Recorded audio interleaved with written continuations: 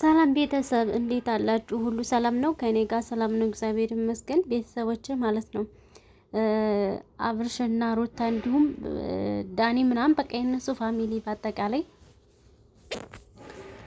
ከአሁን በፊትም ሲሰሩት የነበረው ምናምን ነገር አይተናል ማለት ነው። እኔ የነሱ ድራማ መቼ እንደሚያበቃ አሁን አብዛኞቻችሁ ሩታና አብርሽ ተለያይተዋል ብላችሁ የምታስቡ ሰዎች አላችሁ ማለት ነው። ግን እነሱ በህዝብ ላይ ነው የሚጫወቱ እንጂ እነሱ አልተለያዩም። የሚኖሩትን ህይወት አያሳዩም። የማይኖሩትን ህይወት የማይተገብሩትን ነው ለህዝብ የሚያስተላልፉ። እዩ እንግዲህ ተመልካች ማለት ነው። አሁን ትናንትና እንግዲህ ሄርሜላ ጠፋች ብሎ ከትናንትና ወዲያ አብርሽ አግታችኋት ከሆነ ምናምን ብሎ ቤታቸው ሄዶ ነበረ። ትናንትና ደግሞ ፎቶዋን ጭራሽ አሳጥበው መንገድ ላይ ሲያሹፉባትና ሲያላግጡባት ነበረ ማለት ነው።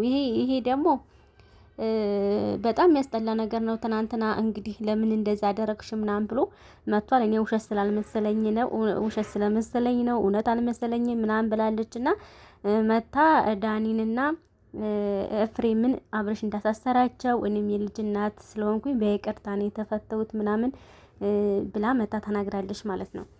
እኔ የሚገርመኝ ነገር ማለት ነው የማትኖሩትን የማታደርጉትን ነገር ለምንድን ነው ለህዝብ እንደዚህ ነገር የምታስተላልፉ? ሳንፋታ ተፈተናል። የትዳር ትርጉምን ትዳር እንዴት እንደሆነ መከባበርን እንዴት እንደሆነ ለምንድን ነው ጥሩ ነገሩን የማታሳዩን? እናንተ ለብር ብቻ ለህዝብ ምንም እየጠቀማችሁ አይደለም። እናንተ ዶላር እንዲቆጥርላችሁ ብቻ ነው ይሄን ነገር የምትሰሩት። እውነቴን እኮ ነው ማርያምን። ለምን መልካም ነገር አሰሩም? በፊት ስትሰሩት የነበራችሁ ነገር ሁሉም ሰው ወዷችሁ ምናምን ነው የምትሰሩት። እኔ አብርሽና ሩታ ለሰዎች ጥሩ ነገር ማስተላለፍ ያቆሙ ዳኒ ጋር ከተገናኙ በኋላ ነው። ዳኒ ብር ብቻ ያገኝ እንጂ ስለምንም ነገር ግድ አይሰጠውም ማለት ነው። እውነቴን ነው። ስራውን ብቻ ነው ትኩረት የሚያደርግ። ስለማንም ክብር አይጨነቅም። ስለምንም ነገር ክብር የለውም፣ አያስብም።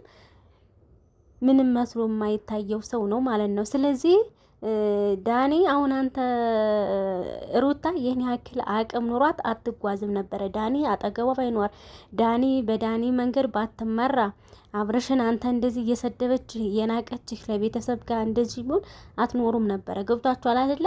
አያደርጉትም። ይሄ ባህሪያቸው የአብርሽና የሩታ አይደለም። ይሄ ባህሪ ከዳኒ ጋር ያመጡት ነገር ነው ማለት ነው። እውነቴን ነው። ግን ሩታ ሚዲያው ላይ በጣም ብዙ ሰው ነው የሚከታተልሽ። የልጅ እናት ነሽ። በጣም ብዙ ነገሮች አሉ።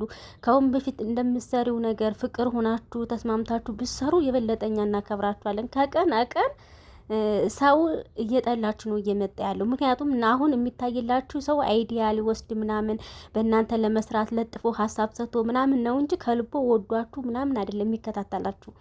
እንደ ድሮው ያክል ያን ያክል እንትን የላችሁም። ይሄን ማወቅ አለባችሁ ማለት ነው።